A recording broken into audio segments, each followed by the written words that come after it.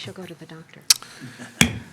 All right, good morning, everyone. I will now call to order the October 2nd, 2025 Clackamas County Board of County Commissioners business meeting. I'll start out by having County Administrator Gary Schmidt call the roll for us. Yes, thank you, Chair. First, our staff support today, Clerk to the Board, Andrew Jaraki, Permanent County Counsel, Billy Williams. Commissioner Schrader is out of the office today. Roll call, Commissioner West. Here. Commissioner Helm. Here. Commissioner Savas. Present. Chair Roberts. Here. Thank you. I will now lead us in the Pledge of Allegiance. If you all stand.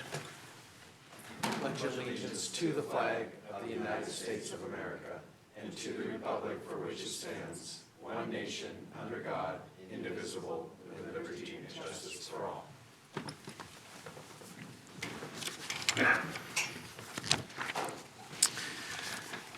So first item we have this morning is public communication, and just a reminder, testimony is limited to 3 minutes per person. I'd ask those comments be respectful and courteous. As a reminder, you can also email submissions for public communication at bcc@clackamas.us, and these will be accepted as a part of our public record. We'll start out by taking in-person testimony first, and I'll turn to our clerk if he'd help us moderate that, both in-person and virtual testimony. Thank you, Chair. If you are attending this meeting in person today and wish to speak, this is a reminder to please fill out a blue card that can be found by the center doors, deposit in the box, and I will call them in the order they are received. Another announcement, there are several public hearings today. Please, if you wish to speak on a specific public hearing, to please hold your comments until that specific item on the agenda and note that on the blue card. First up, for general public communication, I have Mr. Brainerd Brower. Please come forward, introduce yourself. You'll have 3 minutes.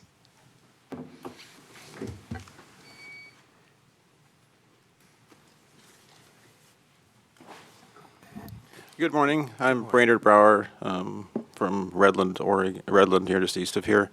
I first of all want to thank you again for doing these public things at the beginning of the meetings, listening. I brought up issues about septic. I am finding improvement already, and I appreciate the response. So I'm learning more. I'm learning, the one thing that really disturbed me from last time was learning that the commission previously had defunded the septic or had not funded it and went to a fee-based structure. And I think back to the city of Portland having the ombudsman paid by the council, and I was a little bit involved in that, put on the ballot to separate the pay for the ombudsman from the council. And we had a good manager for the septic before. I went to Montana, must be connected to all this funding thing. I didn't know anything about it prior. I'd like to at least raise the topic of the possibility of separating or at least ensuring that staff is going to stay if they do a good job. And secondly, some counties, and Portland has done a lot of that, where they hire inspectors and stuff that go to a weekend class or whatever, they learn the check boxes to check, but they're not experienced. And Clackamas County has historically always had experienced inspectors who have some trade experience. And I'd like to encourage that we stay in that realm of having experienced people that anybody who wants a permit can work with. And this whole process encourages compliance. So my ADU permit process, I apply for that, I go through a careful planning process, and then it goes through the process, has to go back to planning, then I have to pay septic, a separate Lux $280 planning review, so there's 2 planning reviews. I point out in that exactly the review that was done before that permits me to do it, then the person reviews it, and probably with somebody from septic involved, decides that it's not allowed. Then I challenge that, and now it's like, oh, Brainerd, you're right. It's a mistake. So it is allowed. But we can't make any changes in the online system until it's reviewed a second time. And that's part of the problem, too, is this, why does a department have to review things twice if there's no changes that affect that department? It's got to be so frustrating for staff. It's certainly frustrating for me as a citizen. And it gives all this uncertainty. I can list all kinds of things where I try to comply and then like one person doesn't know one thing and everybody's shuffling around and you find, oh shoot, didn't know about that. Now that throws it back up in the air, about something else. But so So I'm raising the question about funding, about certainty for staff, and the quality. So, thank you. Great, thank you. Thank you, Mr. Brower. Next, Rick Dodge. Rick Dodge, please come forward and introduce yourself. You'll have 3 minutes. Where are these other public meetings at before my time starts? No, sir. Don't mind. I was referencing on the agenda today for example, for the Water Environment Services, for North Clackamas Parks and Recreation District, there's different jurisdictional bodies on specific topics listed on the agenda. Okay, well, my topic doesn't fit, so this will be, Please go ahead. good morning, Commissioners. I want to know if I'm barking up the wrong tree here, because after the last time I was here, I talked about Charlie Kirk's assassination, and I talked about the commitment that our county has for public safety. And here I am listening to the news last night, and the DOJ is, I got to calm down, suing 4 counties in our state, and Clackamas County is one of them, for noncompliance with federal immigration enforcement. This was on the news. I'm surprised I saw it on our local news because they're pretty biased. People can, nevertheless, got on the computer, looked into this a little bit, and there's 2 individuals that Sheriff Brandenburg has not agreed to enforce that particular law, who are repeat offenders. The federal government argues that Oregon's refusal to allow federal officers to investigate prisoners for citizenship status and potential deportation has hindered efforts to locate individuals who committed serious offenses, including rape, sexual abuse, manslaughter, burglary, assault, sexual assault, and drug trafficking. So they included in that website what these two individuals have been up to, and the repeat offenders, their sentences, which is up to the system, don't fit their crimes. So they were released into the public, and they're still out there. And the concern, I guess the concern here is that who does Sheriff Brandenburg answer to? Number one. And what role does the Clackamas County have in a situation like this? And I'm talking about the Clackamas County Commission. I don't know who's where the chain of command is at. I'd love to have answers to that. And I know these are subpoenas that the federal government has sent out. So I'm confused because, as being one of the public with grandkids and kids running around like everybody else does, I just would love to know where and why this is happening. Thank you. Thank you. Rick Dodge, Clackamas County. Thank you, sir, for coming. And if I could get an answer somehow, I put my email on there. Thank you. Thank you, Mr. Dodge. This is a final call if you are attending this meeting today in person and wish to comment on a matter of general concern and not about any specific public hearing otherwise listed on the agenda today, to please fill out a blue card and deposit in the box by the center doors. Mr. Chair, I see no other members of the public physically present wishing to testify today during general public communication. With your assent, I'll now move to those attending virtually. If you're attending this meeting virtually and would like to comment during general public communication, this is your opportunity to please raise your hand, and I will call on you in the order that I see. Mr. Cook, I will unmute you, and you will have 3 minutes.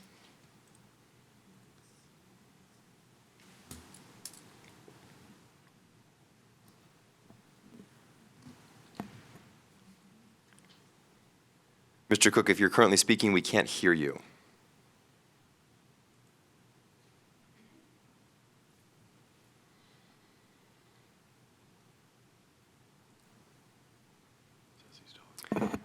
Mr. Cook, we can still not hear you. It appears Mr. Cook's having technical difficulties, Chair. If anyone else is currently virtually attending and wish to speak, this is your final opportunity to please raise your hand. I will call on you in the order that I see.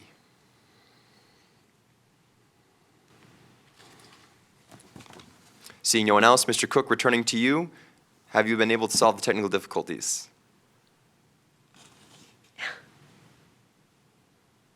I'm afraid we can't hear you in the hearing room, Mr. Cook. Chair, with your approval, we'll have to return to him at a later time. Sounds great.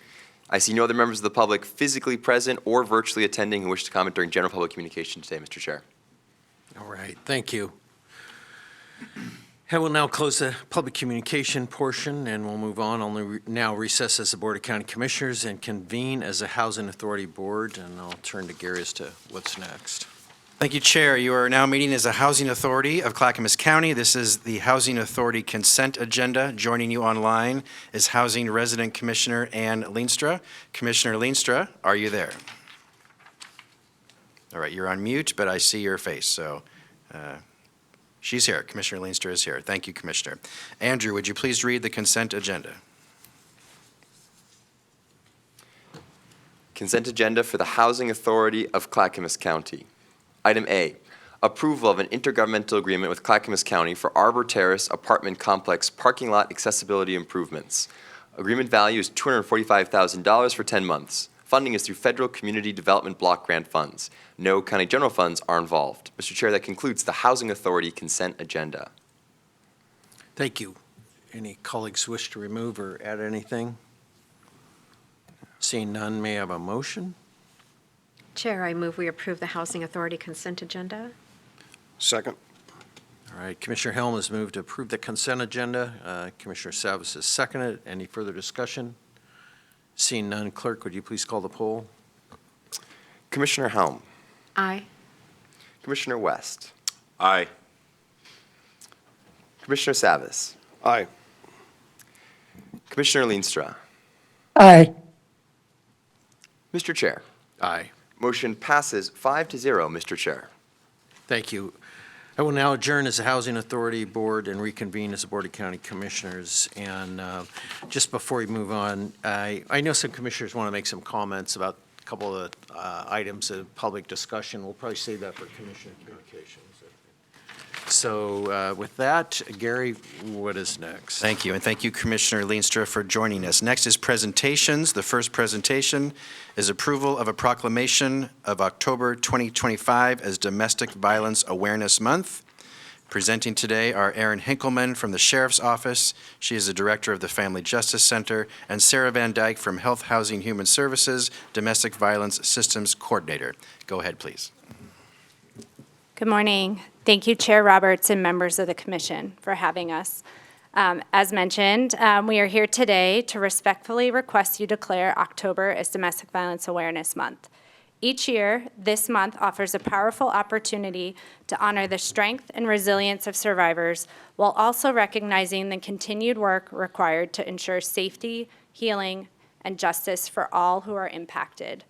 Domestic Violence Awareness Month reflects our community's shared commitment to creating safe, inclusive spaces and to standing together to break the silence that too often surrounds domestic violence.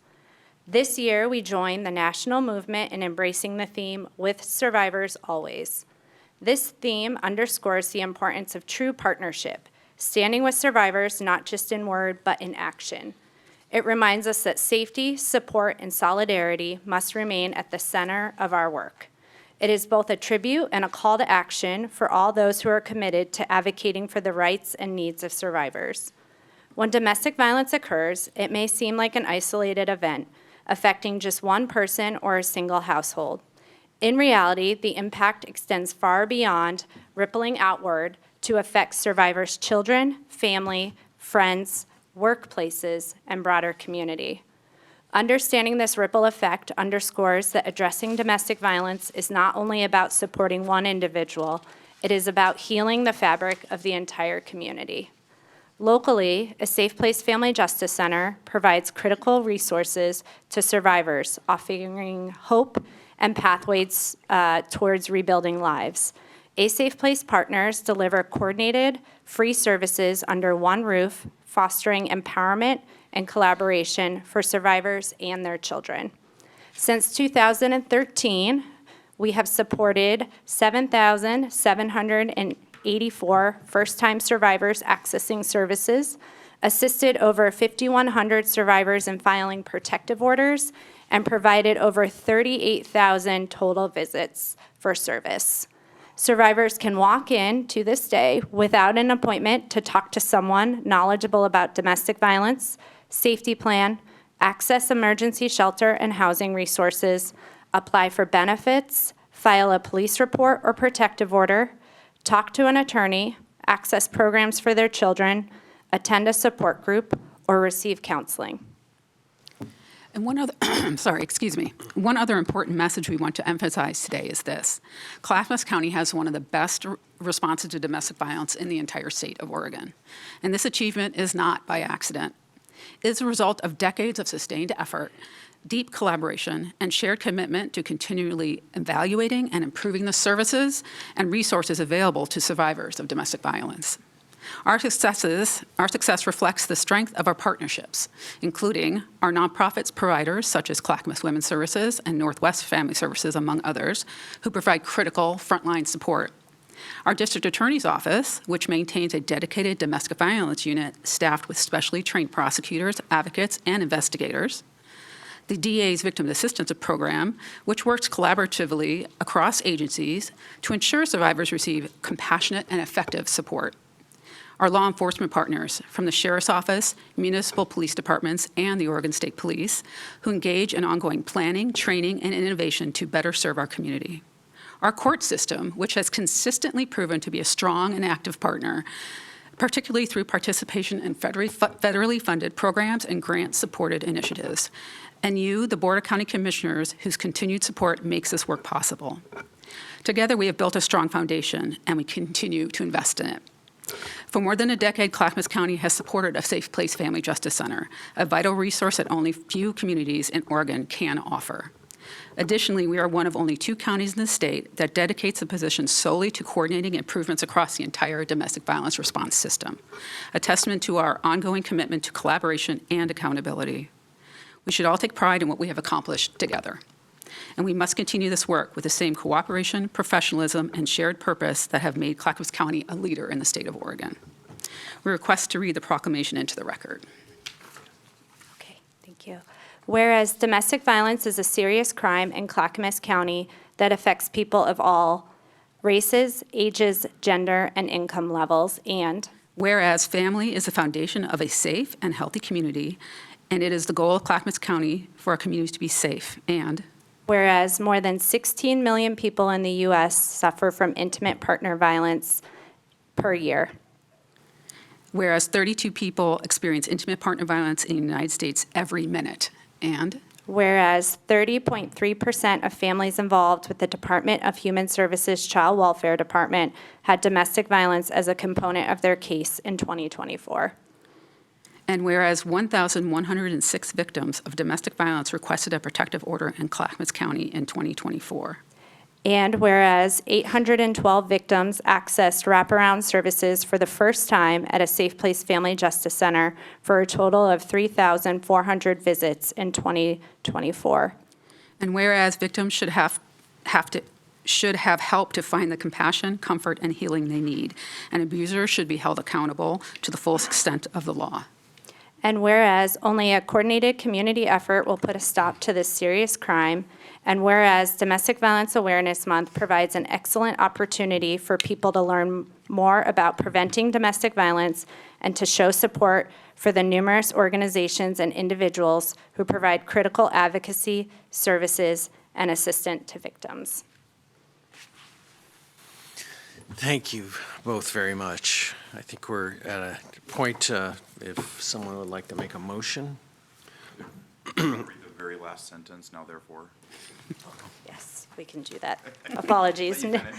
Sorry, good catch. Now therefore, the Clackamas County Board of Commissioners do hereby order to proclaim October 2025 to be Domestic Violence Awareness Month in Clackamas County.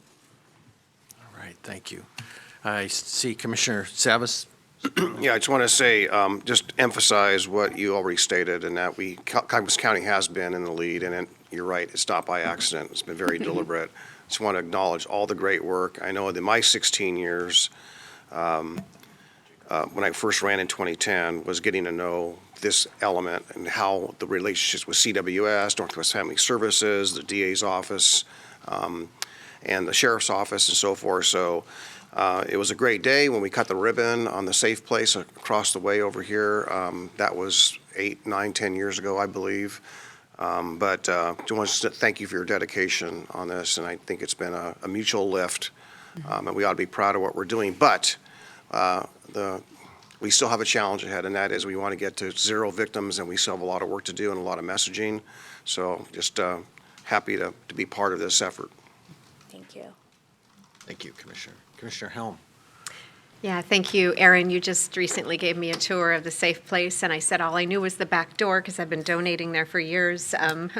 Brand new clothing from my previous business, so that was it was very nice of you to take me through and see what you've done to make that old, tired building. Sorry, it really is an old, tired building, a warm and inviting place for those who come in.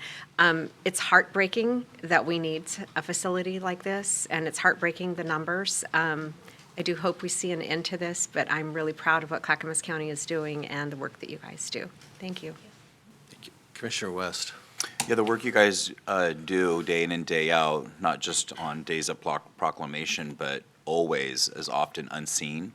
But those that you serve see it and they need that help. And so we're proud of you, and it's essential service. And I've also got a chance when I was first got onto the commission to walk through and see that building. It is tired, but when you do walk in, you are completely correct. It is inviting in a space where people can find the beginning down that pathway of hope and healing for their own lives and feeling safe again, which every person deserves. And I would be remiss to not, bring up Chair Roberts. I believe that this was started under your leadership as sheriff, and it has been a crown jewel of the county. It's not very often as elected leaders we get to always impact such significant infrastructure to help real vulnerable populations. And Chair, you did that as sheriff.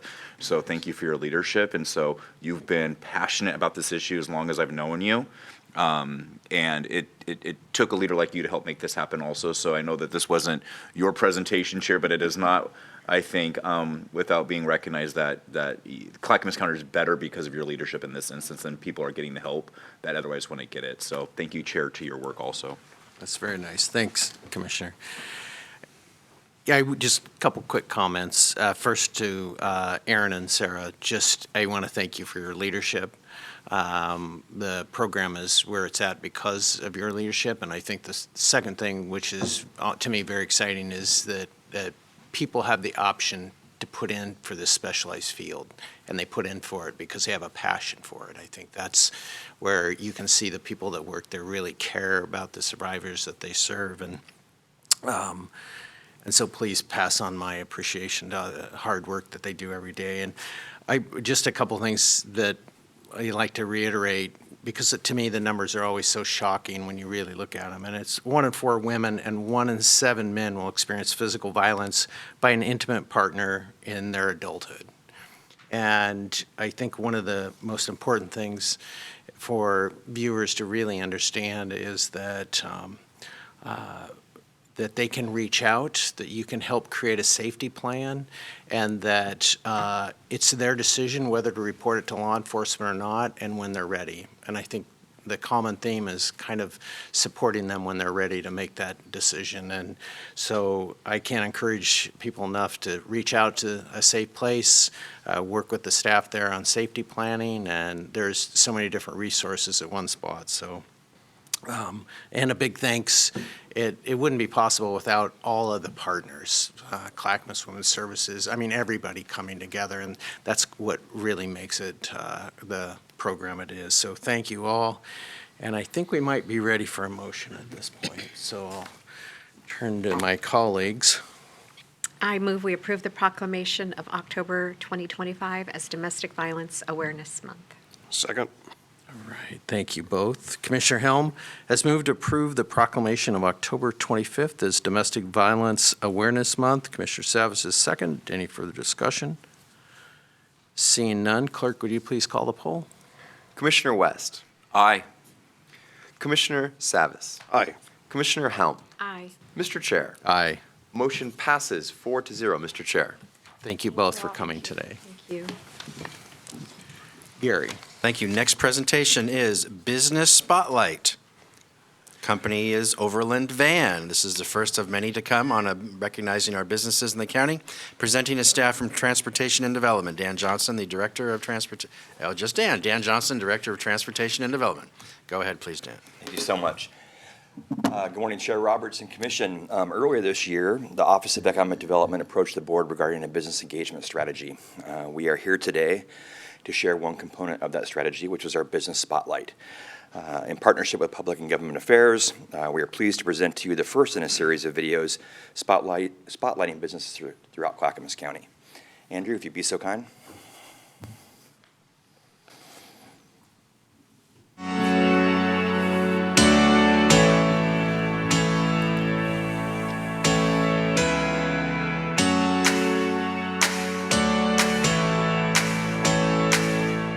We are Overland Van Project, and we build custom camper vans for everyone from retirees to millennials, digital nomads, and world explorers.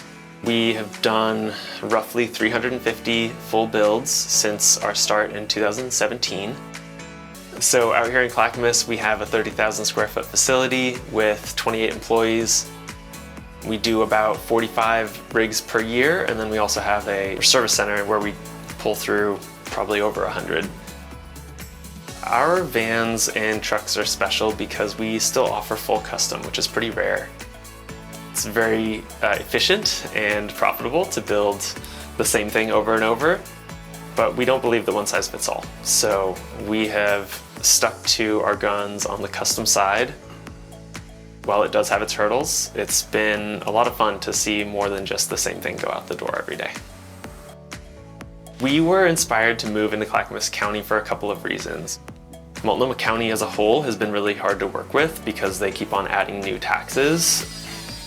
They just basically outpriced us. We couldn't survive there anymore. It was almost an 8.5% tax just to be in Multnomah County. That and our lease was ending. We found out that Clackamas County had an enterprise zone, and that urged us to look over here and move into Clackamas. And so that was a really, really good decision for our employees, for the company, and we ended up with a larger space, almost 30,000 square feet, for about the same price as you could get 20,000 in Multnomah County. So it really worked out well for everyone. Before we got the grant from Clackamas County, we were having to subcontract out to various metal shops to get even the smallest brackets built. And since receiving the grant, we've been able to hire 2 more people, which has been fantastic. We've got a welder and a brake press operator, and we've been able to bring one person up internally to have more responsibility. We have a lot of custom things that we build inside of the shop or have to modify, especially with the big trucks that we're starting to build now. So one of the first things we used the grant for was a couple additional welding machines within the shop, so we were able to do some of that custom fabrication in-house. There, yeah, in the back.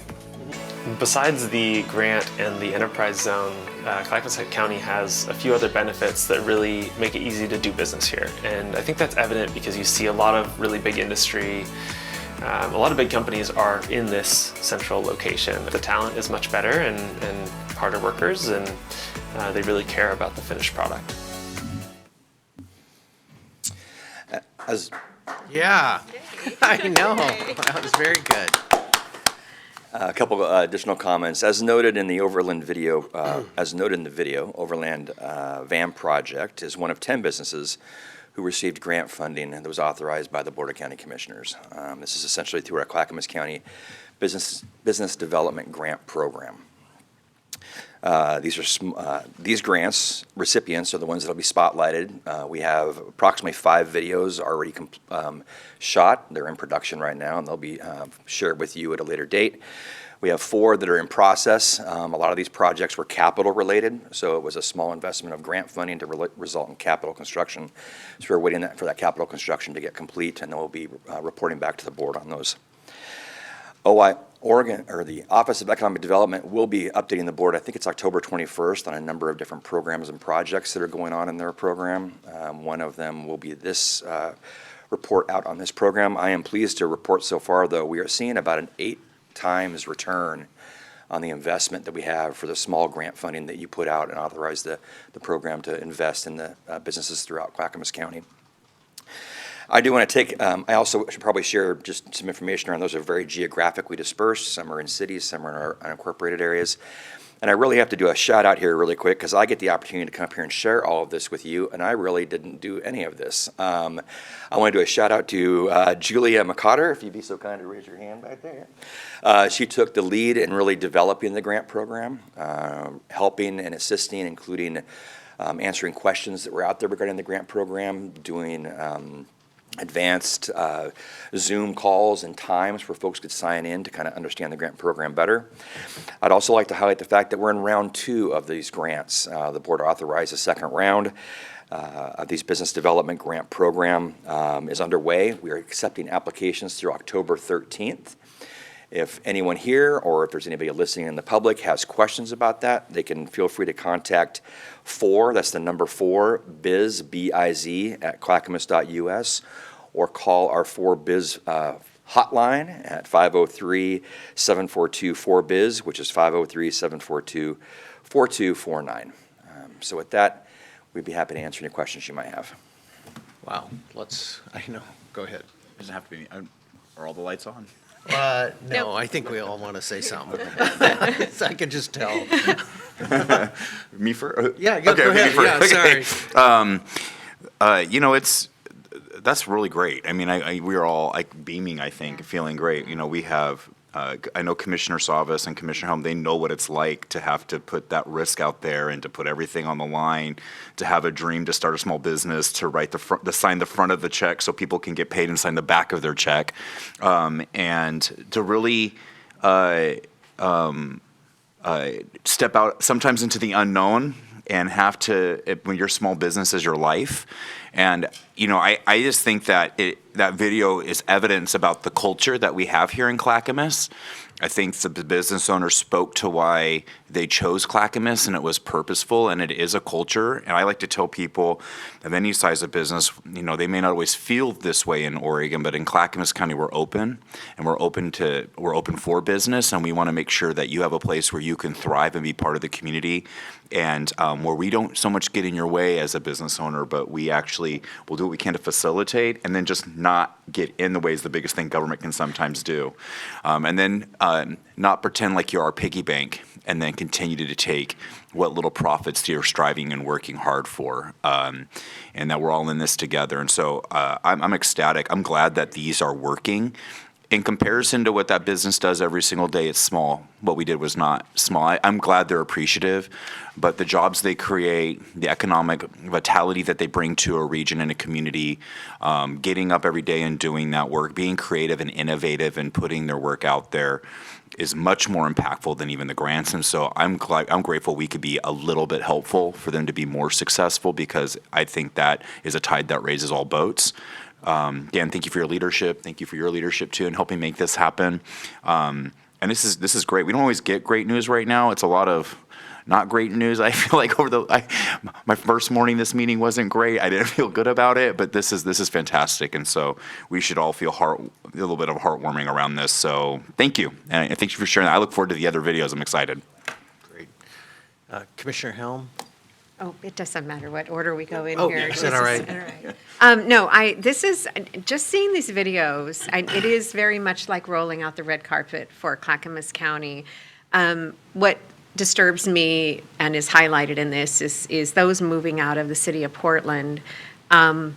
that we do want to make it as easy as possible for people to bring their businesses here. And one of the things, as you know, Dan, too, I want to work on is finding more land available for these larger projects and stuff. So that's one of my goals. And as a small business owner, seeing someone like that expand their business is absolutely thrilling, because it's very hard to do. And I just adding a couple more jobs to the payroll, that's huge for a lot of businesses. So it's exciting, and I'm glad we're offering these programs. And to reiterate, you said the second round is open until October 13th? That's correct. All right, that's cool. And I hope you get a lot of applicants. It's great work you guys are doing. I'm very proud of you. Thank you. Commissioner Salas. Yeah, just to kind of give a long-term perspective, I started my business here in Clackamas County after moving from Lane County. Primarily manufacturing and remanufacturing parts is what I did. So I had to farm out work to other businesses. So long story short, whether on the recipient side or on the vendor side, I traded with a lot of businesses over since 1984 here. Actually, I was even trading when I was in Eugene and up here. So I traveled up to Portland and Seattle frequently to get parts, materials, all those kinds of things, or things made or machined and so forth. So, but I tell that story only to say that, my gosh, have I seen over those years, dating back to 1984, an exodus of businesses have left either Portland or left the region or left the state. And granted, it's nice to capture some of those and keep them in Clackamas, but it's still tough in Oregon. But I will tell you, most of the people I traded with left the state. Most of them went to the north, went to the state of Washington, where there was land to grow. Because a lot of businesses, when you start your small business, you want to be able to at least envision expanding, right? And there are been some businesses that have found places around the county and the region. I can think of some that are in the Donald area. Started out small and expanded. Estacada as well. Started out small and had the land to expand. So as one of the former commissioners says, you know what, land's great, but they don't make much of it anymore. So we got to deal with the hand we're dealt, and we need to maximize that. But from a business environment standpoint, and most significantly, we heard a lot of that when the Orange Line was under construction, and some of those businesses that were in Portland found a home here also. So there was one of those moments where you saw businesses come here and say, my gosh, they really liked what they saw here and so forth. Traffic and congestion has complicated that for a lot of businesses, and Canby just landed another investment in Canby that's going to be moving a lot of trucks. Not as many jobs as we'd like, but still, bringing jobs and so forth. But great to see this business succeed, and our staff doing great work to try to help. We do the best we can to be fair and equitable in this region and the county. But gosh, we do hear the constraints and difficulties of just navigating things and laws that the county can't help them with. We can't help the tax situation, for example, if it comes to a new payroll tax or whatever it may be. So all those things weigh heavily. And Ben, I appreciate your comment. I've signed thousands of the checks on the front side. Matters. Millions of dollars and thousands of checks on the front side. I rarely sign the back of a check. Yeah. Unfortunately. Yeah. But again, kudos to our businesses that invest here and our staff that help them along. All right, just a couple quick comments. And one, I'll just tell you, I coach, have coached, I'm not coaching right now, youth basketball. And I feel like a coach sitting on the bench where the team's running down the court and somebody just hit a three-pointer and I jump up. That's how excited I was to see this. I was like, wow, this is just great. So I just want to make sure I give a lot of kudos to the people that made this happen. And I think that I've talked this with a number of businesses. They're really ecstatic to kind of have this profile of their business. And so I want to thank Gary for his work, PGA, and Julia back there. Thank you. Amazing. And to you, Dan, for helping pull this all together. And I can't tell you how excited I am to see the next one. I am going to give you a little bit of critique, though, because I want to figure out the best way we can also promote this. And at the very end, or somewhere where we could have their address up there, and their business logo maybe at the very end. I was trying to write down their address because I want to promote it and tell people about it. And Yeah, me too. so maybe just at the very end, really trying to promote their address and that kind of stuff. Outside of that, it was off the charts amazing. So thank you, and thank you, Gary, for making all that happen. It is exciting to see. This is stuff we talked about at our strategic plan, and I couldn't be more thrilled. So, Commissioner West. Just really quick, just for clarification, Andrew here was curious, Chair, if you could explain to him what a check is. He was just a little confused. It's maybe a generational It's like thing. a typewriter, right? Yeah. Or a rotary phone. He's wondering if you could help him out. All right. Anything else, Dan? No, I'm good. All Thank you right. so much for the time. Great work. Thank you. Gary, what do we have? Thank you. And Chair, I want to thank you. Your first week as chair back in January, you asked me, can't we do a better job of promoting our businesses in Clackamas County? And it took us 9 months, but we did. We're doing that. So thank you, Chair. Thank you, Chair, for the idea. Thanks. All right. So, Chair, with your, I'm deviating from the script. So, Mr. Cook was testifying under public comment earlier today. The error was on us in the room. People online could actually hear him speaking. We have fixed the error. Would you allow us to go back and allow him to do his public testimony now? Yes. Would that be okay? Just for him. So, Mr. Cook, Andrew will bring him back in the room, and we'll give him his chance here. Mr. Cook, if you're still online, could you please give us a test for audio?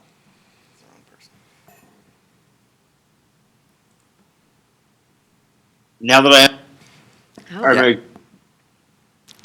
I'm Good sorry, to go? one more time, Mr. Cook. are we good to go? Yes, you are. Thank you very much for your patience, Mr. Cook. Please proceed. You'll have 3 minutes. Not a problem. I a little bit of a, but I thought Gary was a little bit mad at me, and set me off to the first part. And Chair Roberts and Commissioners, I appreciate the time that you've given us to hear. And I must admit, Coach Roberts, you and I are going to have to talk because I found out that your old high school football coach was my boss at one point in time. So we'll tell stories someday about that.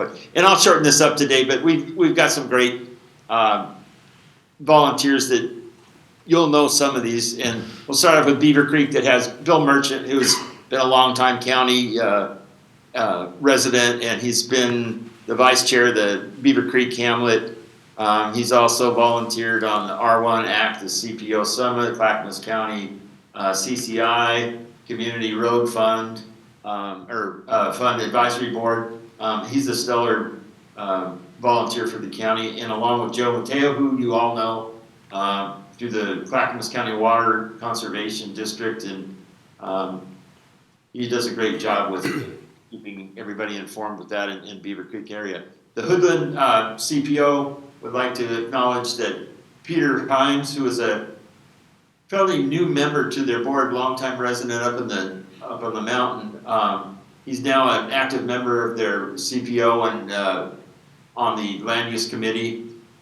He also works in the Mount Hood Livability Coalition, and he's also a member of board member of the Neighborhood Mission. So he's a great addition to their board also. And for Stafford, one guy you probably know is Randy Yamada, who's the current CPO and a longtime resident of the Stafford area. And he's done a great job of really digging in and bringing the issues in Stafford area, which we don't have many out in that area, as you know, over the years. So he's done a great job of taking care of that. And then the other one is Andy Munson, who's one of our younger members, but done a great job, brings great energy, and is our liaison with the Sheriff's Department, and has really taken hold of the livability and safety issues that is coming in the Stafford area. And then just on a side note, I was going to actually direct this at Commissioner Schrader that yes, Stafford Road has now opened again from the Rosemont Stafford roundabout all the way down to the Wonker's Corner area. Childs Road will still be closed as they still do some prep work for next spring's putting in closing Stafford down again in the spring and putting in the roundabout. And also want to give a shout out to to Jonathan Haingartner, who's the project manager. He's done a great job of working with the Stafford Hamlet and CPO and keeping us updated and informed. And we're so lucky to have so many wonderful volunteers that from unincorporated Clackamas County that just not only works with their CPOs and Hamlets, but also in all the advisory boards and commissions. So that's our little report for the month, and thank you for letting me chat with you. Oh, and welcome to our new county council. Thank you, Mr. Cook. All right, back to the schedule then. So public hearings is next. I'm sorry. Commissioner Savas had a comment. Just want to, it just struck me because following the business spotlight, Rick spoke, and thank you, Rick, for recognizing folks who volunteer their time, and sometimes at the sacrifice of their livelihood if they're still working. So, I know I mentioned here a few weeks ago that ideally maybe we resurrect or revisit the complete communities, and I spoke to Commissioner Schrader about that. She's really thinks that's a great idea. And the other thing that came up, and we used to do it a long time ago, we actually did a spotlight or acknowledgement of a significant community volunteer, and we haven't done that in a long time. And Ben, you and I have talked about a couple individuals. Yeah.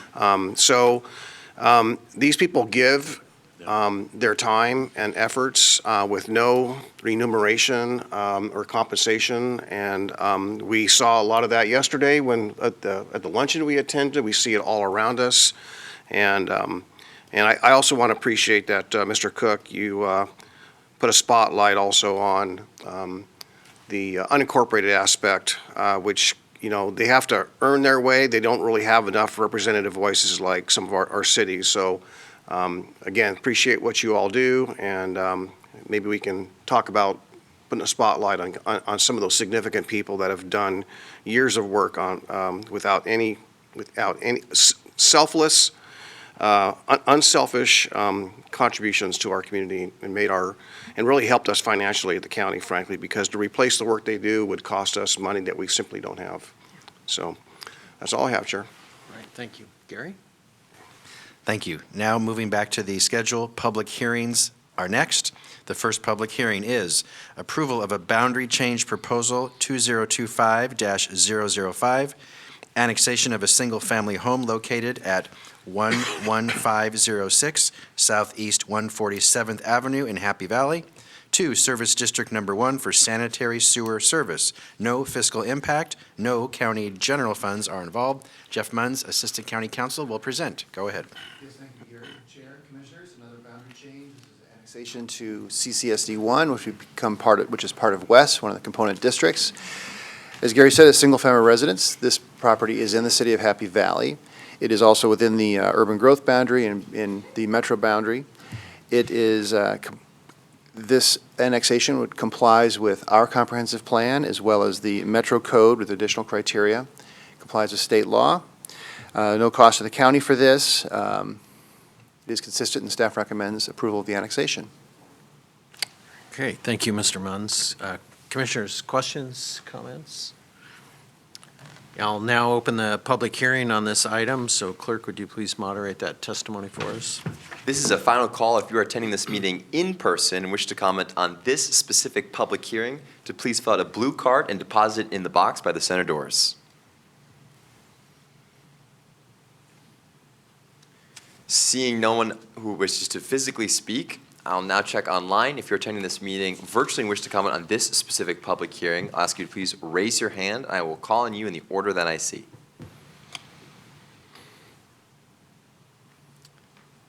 Mr. Chair, I see no other members of the public, either physically present or virtually, who wish to comment on this specific public hearing today. Thank you. I'll now close the public hearing on this item. Questions, colleagues? Seeing none, may I have a motion? I move we approve boundary change proposal 2025-005. Second. Commissioner Helm has moved to approve the boundary change proposal 2025-005. Commissioner Savas has seconded. Further discussion? Seeing none, clerk, would you please call the poll? Commissioner West. Aye. Commissioner Savas. Aye. Commissioner Helm. Aye. Mr. Chair. Aye. Motion passes 5-0, Mr. Chair. 4-0, excuse me, Mr. Chair. Thank you. Gary, what is next? The next public hearing is approval of a boundary change proposal 2025-006, annexation of a single-family home located at 8712 Southeast 155th Avenue in Happy Valley, to Service District Number 1 for sanitary sewer service. No fiscal impact, no county general funds are involved. Jeff, go ahead, please. Thank you. Again, this is virtually identical to the last one, other than it's a different home. It's in Happy Valley. It is within the UGB. It is complies with our comprehensive plan as well as the Metro Code and the criteria applicable to this annexation, and staff recommends approval of the annexation. All right. Any questions, comments? Seeing none, I'll now open the public hearing on this item. So clerk will do the same thing if you moderate the testimony for us. Thank you, Mr. Chair. Once again, a final call if you're attending this meeting in person and wish to comment on this specific matter to please fill out a blue card and deposit in the box by the center doors. Seeing no one physically present, checking for online. If you are attending this meeting virtually and wish to comment on this specific public hearing, this is your final opportunity to please raise your hand, and I will call on you in the order that I see.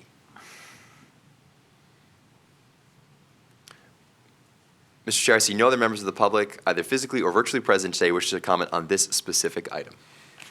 Thank you. I'll now close the public hearing on this item. Look to my colleagues. Any other questions or comments? Seeing none, will you please call the poll? Sorry, we're on to a motion first.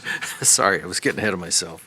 I move we approve boundary change proposal 2025-006, and I have a comment afterwards. Second. All right. So Commissioner Savas has moved to approve the boundary change proposal 2025-006. Commissioner Helm has seconded. And as far as discussion, Commissioner Savas has a comment. Yeah, unrelated to this, I see Mr. Brainerd still in the room and his earlier comments about septic. In the urban growth boundary, where we have a district assigned to this who meets state and federal regulations, people are fortunate that they can get sewer service and a connection. In the rural areas, it's going through the state in a very complex way. Not all counties in the state of Oregon provide any septic service or guidance whatsoever. They have to go straight to the state.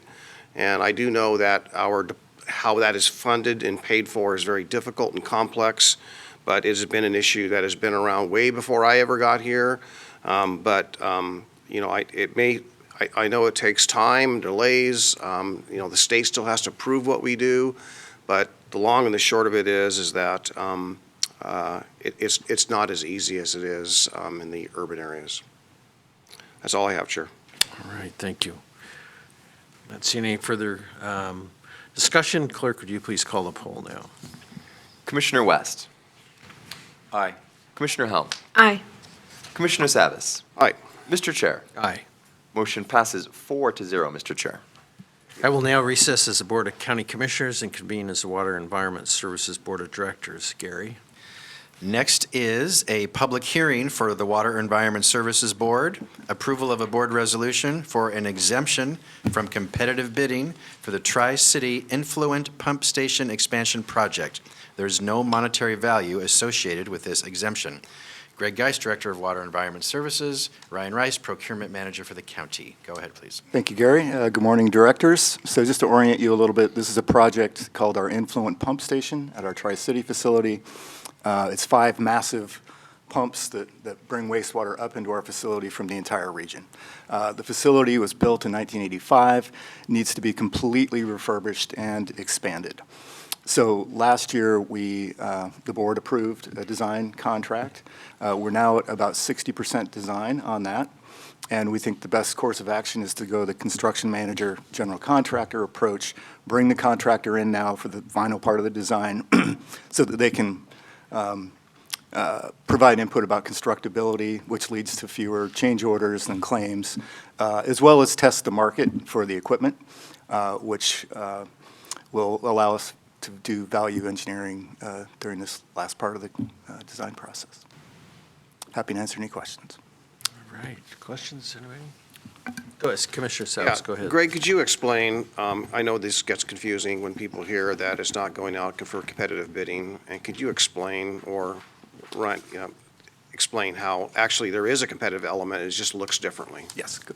Yeah, I can take that. Ryan Rice with Clackamas County Procurement. Yeah, you're exactly right. So this is not seeking an exemption from a bid per se, meaning we're not going out for competition. That's exactly what we're doing. Bid is a defined term where we're looking for low dollar in construction. That's not what we're doing here. Instead, what we're going to do is a different form of competition called a request for proposal. So we're seeking the most qualified vendor in a proposal situation, not just a low dollar selection. So yeah, it's not exempt from bidding per se, quote unquote bidding. It's exempt from the word bid. We're going for a proposal instead.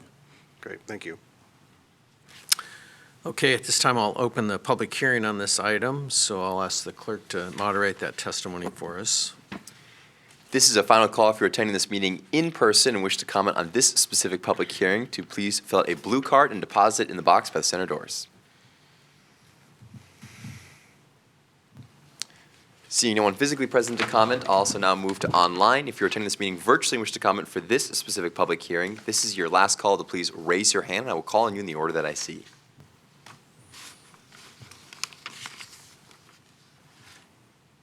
Mr. Chair, I see no other members of the public, either physically present or virtually attending, wish to comment on this specific item today. Thank you. Directors, any questions? Seeing none, may I have a motion? I move we approve the resolution granting a competitive bidding exemption for the Tri-City Influent Pump Station Expansion Project. Second. All right. Director Helm has moved to approve the resolution granting a competitive bidding exemption for the Tri-City Influent Pump Station Expansion Project. Director Savis has seconded that. Any further discussion or comments? Seeing none, clerk, would you please call the poll? Director West. Aye. Director Savis. Aye. Director Helm. Aye. Mr. Chair. Aye. Motion passes 4-0, Mr. Chair. Thank you. Gary, what is next? Thank you. You're still meeting as the Water Environment Services Board. This is the consent agenda for Water Environment Services. Andrew, would you please read the consent agenda? Water Environment Services Board of Directors Consent Agenda. Item A, approval of an amendment to a contract with Carlo Engineers for Clackamas Area Interceptor Improvements Project Design and Bidding Consultant Services. Amendment value is $526,957.43 for no time increase. Total contract value is $4,820,068.43 for 5 years. Funding is through Water Environment Services Sanitary Sewer Construction Fund. No county general funds are involved. B, approval of an amendment to a contract with Consor North America for improvements to the Clackamas Industrial Area Pump Station, the Hoodland Water Resource Recovery Facility, and the Willamette Pump Station. Amendment value is $247,054 for no time increase. Total contract value is $3,849,755 for 10 years. Funding is through Water Environment Services Sanitary Sewer Construction Fund. No county general funds are involved. Mr. Chair, that concludes the Water Environment Services consent agenda. All right, directors, wish to remove any item from the consent agenda? Seeing none, may I have a motion? Chair, I move that we approve the consent agenda for Wes as read. Second. Director West has moved to approve the consent agenda as read. Director Helm has seconded that. Any further discussion? Seeing none, clerk, will you do the poll for us? Director Savis. Aye. Director Helm. Aye. Director West. Aye. Mr. Chair. Aye. Motion passes 4-0, Mr. Chair. Thank you. I will now adjourn as the Water Environment Services Board of Directors and convene as the North Clackamas Parks and Recreation District Board of Directors. Gary? Thank you, Chair. This is a public hearing for the North Clackamas Parks and Recreation District, approval of a supplemental budget resolution for fiscal year 2025-2026. Net appropriations increase is $1,833,106. Funding is through carryover of ending fund balance from annual operations and transfers of system development charge funds. There are no county general funds involved. Director Chiaselli briefed you on Tuesday of what this was about, but again, one more time, she's out of town, so Kelly Gutner, who's the financial supervisor for the district, if you could give like a 1-minute update of what this is and then answer your questions. Thank you. Go ahead, Kelly. Good morning, directors. I'm Callie Ganton, the finance supervisor for the North Clackamas Parks and Recreation District. And as Gary mentioned, Kia briefed you all on Tuesday at issues about the supplemental budget. The supplemental budget includes a net increase in appropriations of $1,833,106. Do you need additional details there? That's fine, Kelly, yes. Okay. That's fine, thank you. Any questions from the directors? Seeing none, at this time, I'll open the public hearing on this item, so I'll ask our clerk to moderate this. Thank you, Mr. Chair. If you are attending this meeting in person and wish to comment on this specific matter, this is your final opportunity to please fill out a blue card and deposit it in the box by the center doors.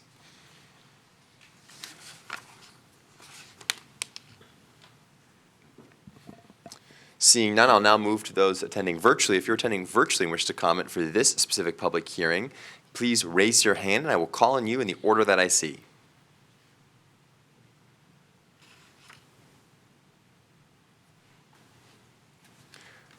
Mr. Chair, I see no other members of the public, either physically or virtually present today, who wish to comment on this specific item.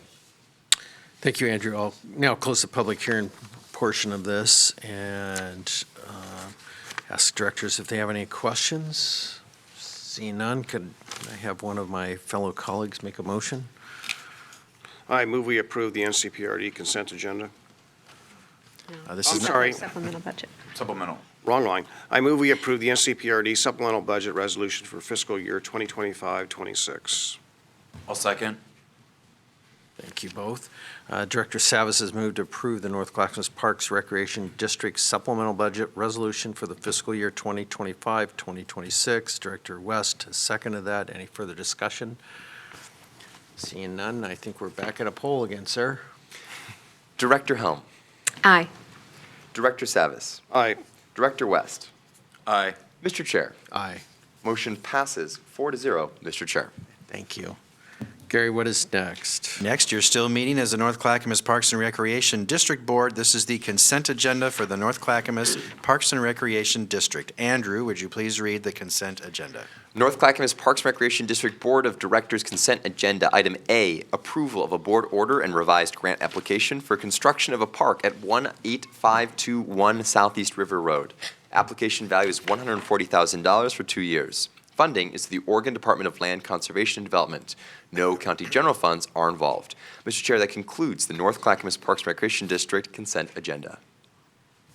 All right. Any fellow directors want to remove anything from the consent agenda? Seeing none, may I have a motion? Chair, I move that we approve the NCPRD consent agenda as read. Second. Right. Commissioner West has moved to approve the consent agenda as read. It's been seconded by Commissioner Helm. Any further discussion? Director, that's all right. Seeing none, clerk, would you please call the poll? Director Savas. Aye. Director Helm. Aye. Director West. Aye. Mr. Chair. This is an extra page. Aye. Motion passes 4-0, Mr. Chair. Okay, thank you. Appears I'm missing a page, but that's okay. No, I think. it's right there. It's that one there. Flip it over. Oh. This one right here. All right. All right, so, okay, so I think Number that, 11, Mr. Chair. I'm sorry. So we'll now adjourn as the North Clackamas Parks and Recreation District Board of Directors and reconvene as Board of County Commissioners, and I'll turn to Gary again.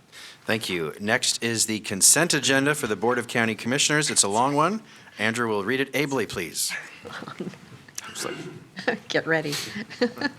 Consent agenda for the Board of County Commissioners. Item A, elected officials. 1, approval of previous business meeting minutes for the Board of County Commissioners. 2, approval of a grant application to the Oregon Criminal Justice Commission for jail-based medications for opioid use disorders.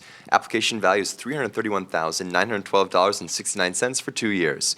Funding is the Oregon Criminal Justice Commission. No county general funds are involved. 3, approval of an intergovernmental agreement with the Oregon Department of Corrections for funding of parole and probation services. Agreement value is $18,600,090 for 2 years. Funding is the Oregon Department of Corrections. No county general funds are involved. 4, approval of an intergovernmental agreement with the Oregon Department of Corrections for Substance Abuse Program supplemental funding. Agreement value is $960,097 for 2 years. Funding is the Oregon Department of Corrections. No county general funds are involved. 5, approval of a board order to issue a purchase order for Insight Mark 43 law enforcement specific records and property management software. Purchase order value is $1,260,987 for 5 years. Funding is through $75,659.22 of enhanced law enforcement district funds, $201,757.92 of public safety operating levy funds, and $983,569.86 in budgeted county general funds. 6, approval of an intergovernmental agreement with Clackamas Community College for jail inmate educational programs. Agreement value is $152,999 for 3 years. Funding is through the county's Inmate Welfare Fund account. No county general funds are involved. 7, approval of a grant application to the Oregon Criminal Justice Commission for jail-based counseling for opioid use disorders. Application value is $257,129.66 for 2 years. Funding is the Oregon Criminal Justice Commission. No county general funds are involved. B, Finance. 1, approval of a supplemental budget resolution for fiscal year 2025-2026. No fiscal impact. Resolution authorizes greater flexibility for transfers of obligated American Rescue Plan Act funds between departments. 2, approval of an intergovernmental agreement with Oregon Correctional Enterprises for cabinets, countertops, and other improvements to the replacement courthouse and development services building cafe spaces. Agreement value is $49,150 for 5 months. Funding is through budgeted county general funds. C, Disaster Management. 1, approval of a grant application for a new law enforcement command post trailer, records management lobby security renovations, and emergency operations center radio upgrades. Grant value is $231,508 for 2 years. Funding is the Oregon Emergency Management. No county general funds are involved. D, Technology Services. 1, approval of a contract amendment with Unify for licensing and maintenance of telephone and voice data servers. Amendment value is $1,350,000 for 5 years. Total agreement value is $2,700,000 for 10 years. Funding is through departmental cost allocation, which does include a small portion of budgeted county general funds. 2, approval of a board order to authorize a purchase order to Oracle America for finance and human resource PeopleSoft software. Order value is $712,224.03 for 1 year. Funding is through departmental cost allocation, which does include a small portion of budgeted county general funds. E, Juvenile. 1, approval of an amendment to a grant agreement with the Oregon Department of Education for community diversion services to first-time offenders.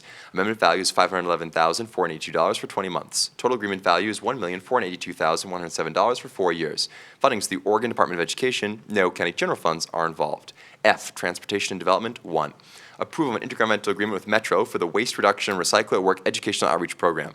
Agreement value is $661,149 for 1 year. Funding is through Metro. No county general funds are involved. 2, approval of personal services contract with Cascadia Partners for development of a county parks system plan. Contract value is $299,904 through 14 months. Funding is through Clackamas County Forestry Program timber harvest revenue transferred to county parks. No county general funds are involved. G, Health, Housing, Human Services. 1, approval of an intergovernmental agreement with the Housing Authority of Clackamas County for Arbor Terrace Apartment Complex parking lot accessibility improvements. Agreement value is $245,000 for 10 months. Funding is through federal community development block grant funds. No county general funds are involved. 2, approval of an amendment to a subrecipient grant agreement with Parrot Creek Child and Family Services for alcohol and drug recovery housing assistance. Amendment value is $165,475.80 for 6 months. Total agreement value is $679,659.70 for 2 years. Funding is the Oregon Health Authority. No county general funds are involved. 3, approval of a revenue intergovernmental grant agreement with the Oregon Department of Human Services for Supplemental Nutrition Assistance Program recipient self-sufficiency training and job placement services. Agreement value is $175,000 for 1 year. Funding is to the Oregon Department of Human Services with matching funds of $133,000 from Metro Supportive Housing Services Measure funds and $42,000 in budgeted county general funds. 4, approval of a revenue provider agreement with Health Net Plan of Oregon for reimbursement of services provided to the plan's members. Agreement value is $300,000 for 15 years. Funding is through Health Net Plan of Oregon. No county general funds are involved. 5, approval of an amendment to a personal services contract with Clackamas Women's Services for shelter support, case management, eviction prevention, and rental assistance. Amendment value is $6,324,290.91 for 9 months. Total contract value is $23,081,140.54 for 4 years. Funding is through State of Oregon Senate Bill 5511 and Senate Bill 5701, as well as $88,836.47 of budgeted county general funds. 6, approval of an amendment to a subrecipient grant agreement with Columbia Care Services for behavioral health care to clients residing at their facilities. Amendment has no fiscal impact and extends agreement by 6 months.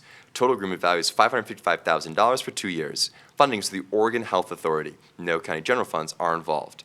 7, approval of renewal grant application to the Oregon Department of Veterans Affairs to operate the County Veteran Services Office. Grant value is $1,197,076 for 1 year. Funding is to the Oregon Department of Veterans Affairs for $286,509, as well as $246,739 in previous year carryover funds and $663,747 in budgeted county general funds. 8, approval of revenue grant agreement with the Oregon Department of Transportation for planning, operations, and capital funding of the Mount Hood Express. Agreement value is $808,315 for 20 months. Funding is for the Oregon Department of Transportation with a required match of $65,000 in budgeted county general funds. 9, approval of revenue grant agreement with the Oregon Department of Transportation for the purchase of a replacement bus for the Mount Hood Express. Agreement value is $10,000 for 3 years and 8 months. Funding is to the Oregon Department of Transportation. No county general funds are involved. 10, approval of revenue grant agreement with the Oregon Department of Transportation for COVID-related operations of the Mount Hood Express. Agreement value is $104,475 for 9 months. Funding is to the Oregon Department of Transportation. No county general funds are involved. 11, approval of a revenue grant agreement with the Oregon Department of Transportation for preventative maintenance for transportation reaching people, last mile shuttle, and the Mount Hood Express. Agreement value is $220,000 for 20 months. Funding is to the Oregon Department of Transportation. No county general funds are involved. 12, approval of an amendment to a revenue intergovernmental agreement with the Oregon Health Authority for communicable disease prevention training and immunizations. Amendment value is $77,431.82 for 1 year. Total agreement value is $5,863,670.97 for 2 years. Funding is to the Oregon Health Authority. No county general funds are involved. 13, approval of an amendment to a revenue intergovernmental agreement with the Oregon Health Authority for foodborne illness prevention program remittances. Amendment value is $4,119,703 for 2 years. Total agreement value is $13,717,803 for 6 years. Funding is to the Oregon Health Authority. No county general funds are involved. 14, approval of an amendment to a lease agreement with North Clackamas School District Number 12 for women, infants, and children office space in the Wichita Center building. Amendment value is $11,564.40 for 1 year. Total agreement value is $54,881.34 for 7 years.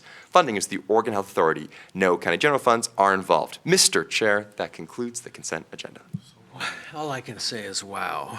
Did you have to try out for this job? Was there like a speaking thing you had to hit? Yeah. He passed the audition very well, It didn't was he? an audition, seriously.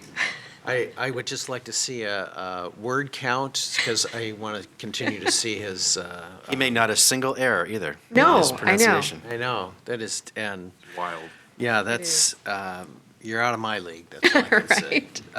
So with that being said, colleagues wish to remove any item from the consent agenda? Yeah, I hope not too, so. Yeah, could you All repeat right. that, please? All right, could I have a motion, please? Chair, I move that we approve the consent agenda as read. Second. All right, thank you both. Commissioner West has moved to approve the consent agenda as read. Commissioner Helm has seconded. Any further discussion? All right, clerk, would you please call the poll? Commissioner Helm, Aye. Commissioner Savis, We get the easy parts, one word, aye. Commissioner West, Aye. Mr. Chair. Aye, Motion passes 4-0, Mr. Chair. and thank you again. Very nice job. Gary? Next is County Administrator Update. That's me. I like to recognize our amazing employees during my time. Today, I want to recognize employees of the county's District Attorney's Office. 2 of them received significant honors at the Oregon District Attorneys Association Annual Conference. And they are, first, Deputy District Attorney Tori McConnell received the 2025 Juvenile Prosecutor of the Year Award for Oregon. Tori has handled juvenile court cases for 2 years. As the county's only juvenile prosecutor, she maintains a caseload of the most serious cases a district attorney's office sees. Next, Deputy District Attorney Bill Stewart was named 2025 Drug and Property Crime Prosecutor of the Year for Oregon. Bill has been Clackamas County's community prosecutor for 18 years.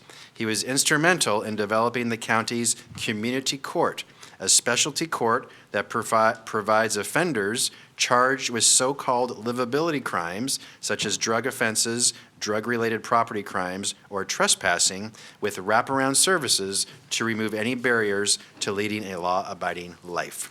Congratulations to Tori and Bill for this recognition and all the good work our employees of the District Attorney's Office does for our community.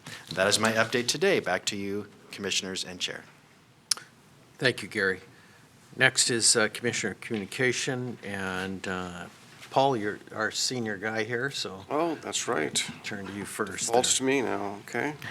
Thank you. I think you probably heard this on Tuesday, colleagues, but for the public, what's on my mind is our financial challenges that we're facing, and was really proud. I felt proud of the work we've done. Gary, thank you for your role in this last year when we did our budget, or earlier this year when we did our budget, that we were one of the very few governments in the state of Oregon, or large governments, or the only large government in the state of Oregon that was in the black. And though, as I said then, as I said yesterday or Tuesday, we're on the precipice of going in the red, and so I have a real fiscal compass on a lot of our decisions, and I kind of always want to make sure we're factoring in how we can protect our public dollars that our citizens and businesses and property owners contribute to make the county what it is today, and funds our operations for the most part. So I just want to acknowledge again that our cooperation and collaborative spirit that we had at our budget committee, and I want to thank our budget committee members who were here on Tuesday for their work. I know they are laser focused on this as well, and I will apologize in advance if you hear me repeat this more often than not until I see daylight ahead, so to speak. There's no blame to anyone. This is just more circumstances, and we have to figure out a way to, in the next few months, to start adjusting for that and recalibrating and finding how we're going to pay for that. That might mean some cuts. So that's what's on my mind. Yesterday, I went to Salem and testified on the Sunrise Visioning project that we have been engaged in for the last 3 years. Commissioner Helm, in her former capacity as a citizen and a business owner, was on that group as well. We yesterday, Jamie Stasny, myself, Juan Carlos Gonzalez at Metro Council, Mayor Tom Ellis, and some of our community members who are also on the work group testified and gave the state legislature the update on our visioning project. Well received, went very well. There were some questions put forth, and just again want to acknowledge the great work that we're doing. I think it was interesting to see people in the room that have been through a lot of hell, no matter what side of the aisle you're on, because it's a bipartisan mix on the Joint Committee on Transportation. So it was probably nice for them to see something that where there was not a handout for money. It was more along the lines of kudos and a project well done and done responsibly. So that's what I have for today, Chair. I yield back. All right, thank you, Commissioner. Commissioner West, sorry. Yeah, thank you for that, Commissioner Sabas. We, I think, had a very candid but productive and informative budget meeting just the other day. And actually, over the last few years, it has been a very well-seasoned, thought-out budget committee. They know what they're doing. They're not new to this. They understand the constraints that we have, the realities that we face throughout the county. And so I want to give them kudos to coming in and continuing that public service. We are so blessed to have such a good budget committee. And I've served on different ones in different capacity, but we have a really good one here. And so thank you to the public members that were here with us. And Gary, thank you for helping facilitate that. One thing that did come out as a little bit of good news is there's a lot of gloom around public budgets right now across the state. However, I think Commissioner Savas is right that we stand in stark contrast to other large governments throughout the state. And it's not by accident, it's by good governance. We have a AAA credit rating. It's not easy to get. We are rated by Moody's that we are highly unlikely to ever have to face a default because of our good budgeting practices and our good stewardship with public dollars and how serious we take that. And there's a lot of synergy with this board in making that a priority, and so I appreciate that too. And just to create a little contrast, we hear Portland had a $150 million budget shortfall. They're having additional budget shortfalls that are just coming out into the media. Multnomah County has significant budget shortfalls.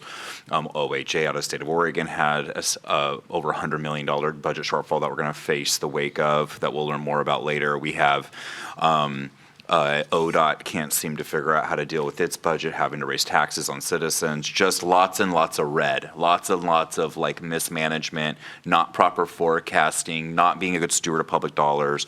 It's not a small feat and doesn't get enough attention that in Clackamas County, our culture is different, we're in the black, and that's what you should be hearing more of throughout the state of Oregon, is not the red, but the black. And here's a cultural difference, and I get in trouble a little bit for making these contrasts, but I'm going to do it anyways. So there's a cultural difference. In Portland, a number of their counselors thought it was appropriate when they faced significant budget shortfalls to take a junket to Vienna at a ridiculous cost to taxpayers. Not really sure how it applied to their actual policy making, but they enjoyed a nice trip to Vienna. I don't know how you explain that to taxpayers when they're still trying to figure out how to put gas in the tank and food on the table. It's just so tone deaf. But there's a cultural difference and in how we just do things here. And so I appreciate being part of a team that looks at public service a little differently than maybe what is status quo or common in this state. I won't reiterate all the comments I made about the O&C policy work we did in Coos Bay. There's a future meeting coming up with different leaders in the western states here to try to work on our timber receipts on BLM lands, working with the administration to figure out how we can find common ground, to help counties be more stable in their funding, to help our neighboring counties not go insolvent, to allow people to have the dignity of living wage jobs and good work and the ability to put, once again, food on the table, and having the basic essential resources to provide services to the residents that live in our counties. We just talked about domestic violence today. Well, in some of our counties, they actually have to face the concern, what if they can't respond to that call because they just don't have the funding, and a lot of that has to do with their ability to have timber receipts. It's that simple. In our county, we happen to have O&C lands. It's a significant boost to our general fund. So it's a win-win for the Treasury of the United States. It's a win-win for counties and real people's lives that have been all too often forgotten. And so we're working on that, and we're really trying to elevate that issue in D.C. And then it's a busy week going forward, but I'll leave it at that. I can't think if there's anything else I want to update anybody on. I am going to talk to one more thing. We had a citizen come up today and was concerned about what was hitting the media regarding the federal subpoenas and immigration issues here in the metro area. 4 counties were named in that media reporting. I want to let the public know there's a lot more to that story that we are watching closely and very concerned with. What we are doing, and that is public, is that we have signed on to a letter to support Marion County's lawsuit to the federal courts, asking for clarification and asking for legal help and understanding on how we should operate as a county. We were the first in Oregon to have sanctuary state laws. We probably have the most progressive sanctuary state laws in the entire union. But then we also have federal law, and counties are told to follow both. Well, both those are in real conflict right now. And so counties are much smaller than the state. We're definitely much smaller than the federal government. And Clackamas County, we do respect the rule of law. We want to do what's right. We want safe communities. That is our culture. But we're asking the courts to clarify this longstanding question so we can do the good work and keep our community safe. There is no intent to stonewall or not obey the rule of law or to not be responsive. But we're trying to be prudent, judicious, and careful in how we manage this. And I don't think that reporting that has come out is totally clear or accurate, but more to come. But I do think since it is public, it's appropriate to maybe address it. And those are my thoughts on how we're handling it. Thank you, Commissioner. Commissioner Helm? Yeah, I just wanted to touch on the budget as well that Commissioner Savas talked about. And I think one of the things that came out of that was this 30-year forecast is hugely important to us staying on track. I think some of the reasons the other counties or jurisdictions are not on track is the 5 to 10 year, it does not give them a real good picture. You have to be able to pivot, of course, that's really necessary. But I think having that as your goal to stay on track and stay in the black over a 30-year period is going to keep us there. It does make me concerned about potential cuts coming in the future, so it's good to kind of keep that forefront. I also want to talk about the Sunrise Visioning Project in your testimony yesterday in Salem before the legislature. I did serve on that committee for, I don't know, a couple years, I think it was. It was a lot of meetings. I will say it was one of the most holistic in public engagement processes I have ever been through. And I know I've brought this up before, but Jamie Stasny and her team did a remarkable job engaging so many different types of industries, the community, different language-speaking communities. It was an incredible vision. And then when we had the public meetings where open houses, they were very well attended. And that doesn't usually happen in things like that. So people would go up to a map, they would make changes that they saw, and sometimes those changes actually happened because the citizens had really good ideas. So I was really proud of being part of that, and glad that it was well received in Salem. Fingers crossed that we see some money coming for that eventually, because it is still one of the biggest bones of contentions I know for people that live in that community going through on Highway 212.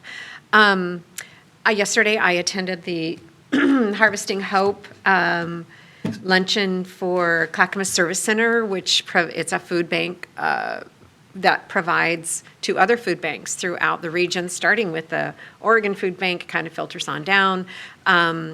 They had I think they had a good turnout. I think they are having serious financial difficulties, and I'm hoping that they raise some money to kind of fill the gap there. But it was a good gala. But I will say too, and I brought this up before, the food insecurity that people are facing right now is far greater than I think people realize. When people, with inflation, with everything costing so much, when people pay for their rent or their mortgage, and then they pay for their utilities, and then they pay for their gas, and they have X amount of money left over for food. And I know I walked out of the store the other day with not even a full bag of food, and it was $100 for nothing expensive. Nothing fancy. It was not much food, and it was a lot of money. So the fact that food banks were never meant to take care of 42% of our population speaks to how grave of a problem this is. And so please do support them. Volunteering, donations, I mean, they're doing really, really good work. And it breaks my heart to see how many people are needing this type of service. So anyway, yield back to you, Chair. All right, thank you. I'll just follow up on that topic as well. All of us were there, and I think what I was also kind of shocked about some of the data they presented, and that they had, to give you an idea, 9,100 meals each month they provide, and which is was shocking to me. And the other data that I thought was also really, and you kind of touch on that, really important, is that a lot of these individuals have two jobs. So we're not talking really, I mean, they help the homeless, but we're also helping a lot of families that are paying those bills that are just right on the edge, that have families. So again, I want to give some kudos to some of the businesses that stepped up: in Bold Credit Union, New Seasons Market, Compass Rose Financial Services, Town and Country Fence Company, Warren Industries, and just list goes on as individuals that stepped up. So I agree with Commissioner Helms so much on that issue. Please help. So a couple other quick issues. I did want to respond to Brainerd. I think he's still here, but I did want you to know that commissioners are all having conversations about the septic, and we've been meeting with Dan Johnson. I appreciate you coming again to testify, and that we are looking into issues there. So thank you for your comment on that. And then also talking to Rick, I'm probably mispronouncing your name, Dodge. Okay, I'm Dodge, thank you. First of all, again, thank you for coming, and I just want to respond to a couple of your questions. Number one, the sheriff's independently elected and is responsible to the people that she serves, which is the electorate. The Clackamas County is citizens are who she has to report to. I want to follow up with Commissioner West. It is an extremely complicated issue, and I might even have a comment by our counsel on this issue, but I just will tell you, because I was sheriff at the time, the Miranda Olivares case, we were sued, and basically what the court ruled on that case is that that an administrative order was not valid, and we lost. And as a result of that, because we were directly, then now we are accountable if we don't abide by that court ruling. And so for us, the county could sustain litigation if we don't listen to what the court said and following that law. And I think, if you don't mind, counsel, maybe just addressing a little bit, because it is extremely complex. We're very fortunate to have somebody who understands both federal and local law. So could you maybe comment on that? Sure. Thanks, Mr. Chair, and thanks for your comments, Mr. Dodge, earlier. Let me start by noting the summary provided by Commissioner West was spot on. I couldn't say it any better. We don't comment on, just for your information, from a legal standpoint, we don't comment on pending litigation. This matter was filed yesterday. And in due respect to the court system, we don't comment on it, because if you do, you usually get in trouble, right? By misstating whatever might be repeated in the public. I don't have any control over how matters are covered in the media, but you don't pay attention to them either. What you pay attention to are your ethical and legal obligations as a member of the Oregon State Bar. We're not going to comment on this. It's going to work its way through the courts. That's the way it works in this country. And regardless of what people agree or disagree with in terms of court rulings, and then it goes up as far as it goes up in terms of if there's an appellate process engaged. So all I'm going to say about it is we're not going to comment on it. This is going to work its way through the system. And again, I couldn't summarize sort of the overall realities any better than Commissioner West did, so I'll leave it there. All right. Thank you. Thank you, counsel. And just one last comment. Yesterday I had the opportunity to go out, and I want to talk to you about it. Frog Pond Grange. It's a historic old building. If they're not able to maintain it as a Grange, they will lose the rights to be there. I think it's a real historic place out there. I wanted to talk to Gary and some of the staff. Is there anything that we can kind of help on that front? So it's a neat old building. I would really like to make sure that it stays there for the long haul, and any ideas from my fellow colleagues on that would be helpful as well. So with that, if there's no other comments, anything else? I'm looking to you, Gary. All right. Well, on behalf of the Board of County Commissioners, thank you again for joining us. Thank you for your input. And there's no further business. This meeting is adjourned. Thank you, everybody.